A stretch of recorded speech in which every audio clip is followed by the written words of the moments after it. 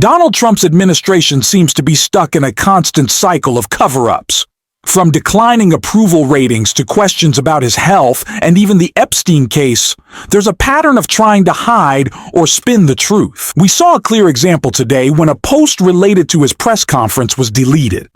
At that event, Trump attempted to present himself as strong and in control, but it didn't land as intended. We'll break down what happened and why that post disappeared.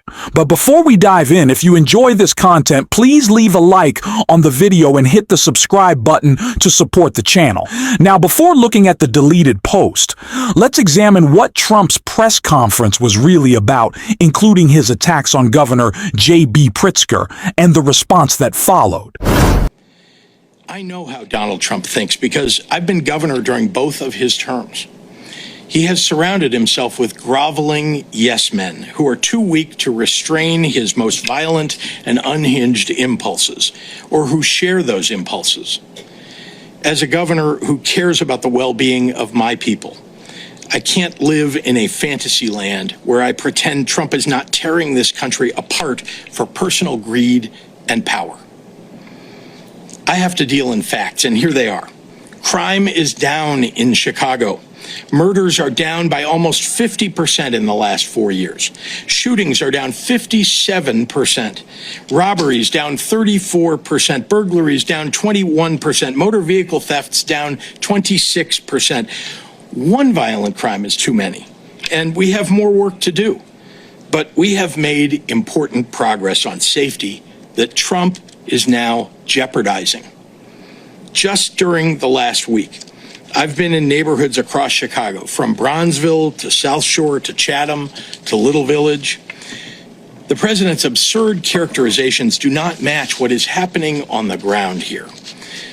He has no idea what he's talking about. There is no emergency that warrants deployment of troops.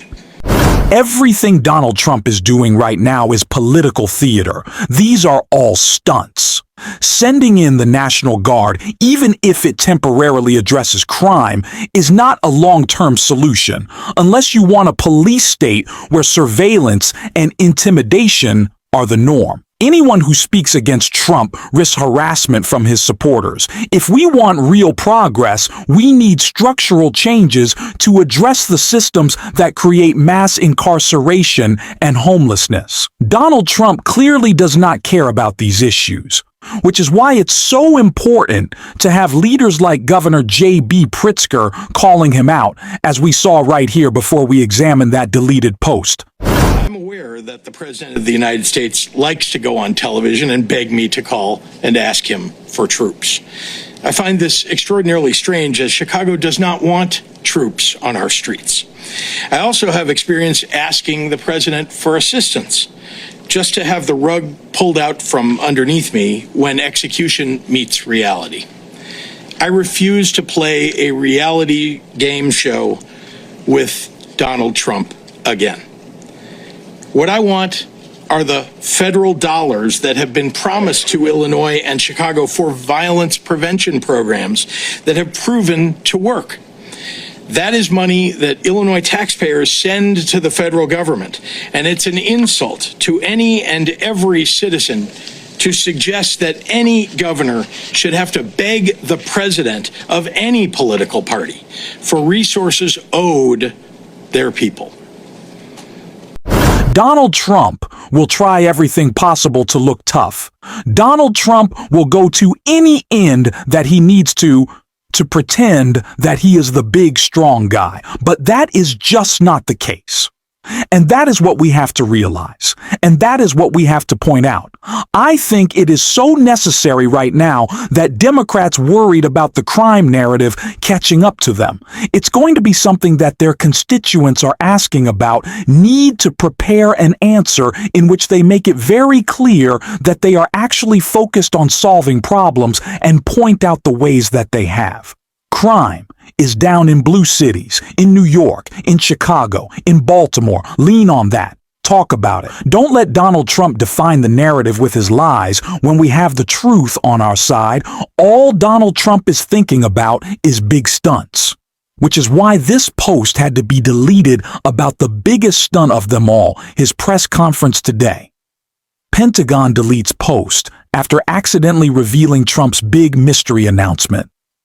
Donald Trump teased a major announcement on Tuesday afternoon, but the Pentagon accidentally spoiled the surprise by posting the news ahead of him, then quickly deleted it. Dave Brown, deputy managing editor for Politico, noted that Trump lost both the element of surprise and the impact of his Oval Office announcement slated for Tuesday afternoon. Instead, the story broke early when the Defense Department's website inadvertently published a link to the upcoming live stream with the caption, U.S. Space Command HQ announced. The reference was later removed. Trump was expected to, and obviously did, announce the relocation of the U.S. Space Command headquarters from Colorado Springs to Huntsville, Alabama. A decision likely to hit the Colorado Springs economy hard. The area, a long-time conservative stronghold, is already home to the U.S. Air Force Academy, as well as organizations such as Focus on the Family and the James Dobson Family Institute. A decade ago, the city ranked as the fourth most conservative in the country. CPR News reported, though, recent trends suggest change. First, it's clear that this is purely a political move by Donald Trump, shifting thousands of jobs from Colorado to Alabama. Second, let's address what really happened. The post was deleted because Trump wanted maximum attention on a press conference where he had supporters lined up behind him, praising him and declaring how healthy and strong he supposedly is. This was all political theater, a staged spectacle with actors who can't even follow their lines. The point was to make Trump appear tough, but it didn't work. That's also why he attacked Governor J.B. Pritzker, trying to assert dominance where he clearly can't. So that's what he said. Make your mind up on Chicago, though? Well, we're going in. I didn't say when. We're going in. When you lose, look, I have an obligation. This isn't a political thing.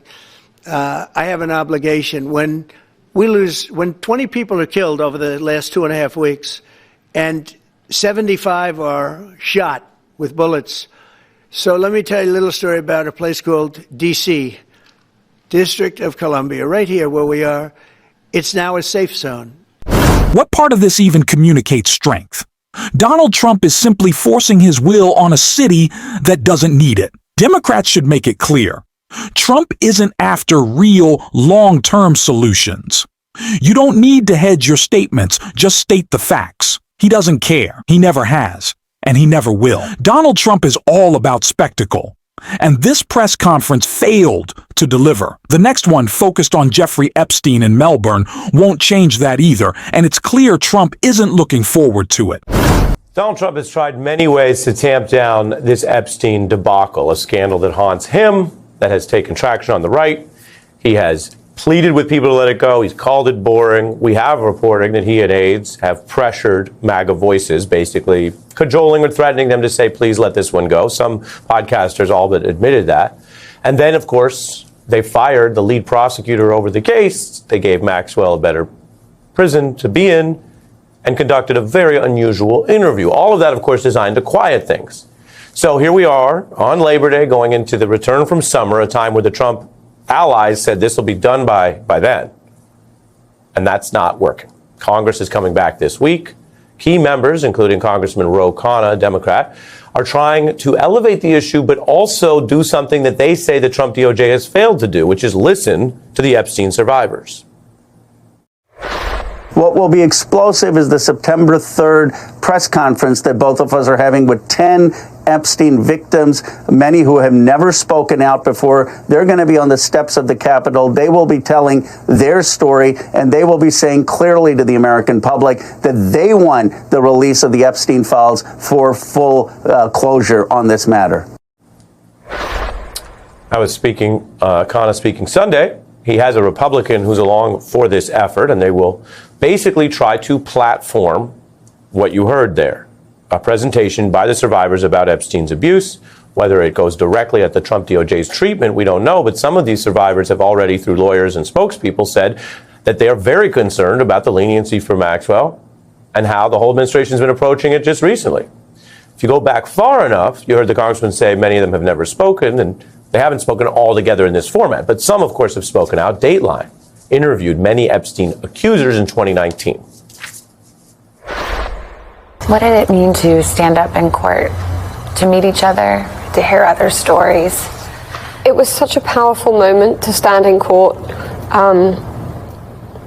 knowing how we all had this common experience. And we didn't know each other, but we did. Do you feel let down by the justice system? I don't know if you girls feel the same, but I feel let down. They failed us before. Don't fail us again. Exactly. That's all we're asking. Take us serious. I think that there should be still some accountability for a lot of the people that were enabling Epstein. You don't have to take my voice and believe everything I say, but follow the facts. Look at the flight logs. This issue needs to be covered constantly, and we will be covering it tomorrow. We have an interview lined up with Congressman Ro Khanna, who, along with Republican Congressman Thomas Massie, organized a press conference to shine a light on the Jeffrey Epstein scandal. Now is the time to focus attention on this. Donald Trump sent Congress home early to try to distract and shift focus. He doesn't want us talking about this, but this is a critical issue.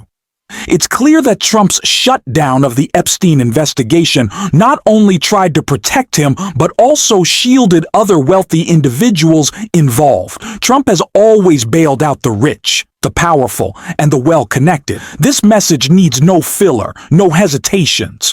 You can speak plainly about this shocking cover-up. We will continue to highlight it on this show. If you want to support that, hit the subscribe button, leave a like on this video, and if you stayed until the end, drop a blue heart in the comments. Until next time, I will see you soon.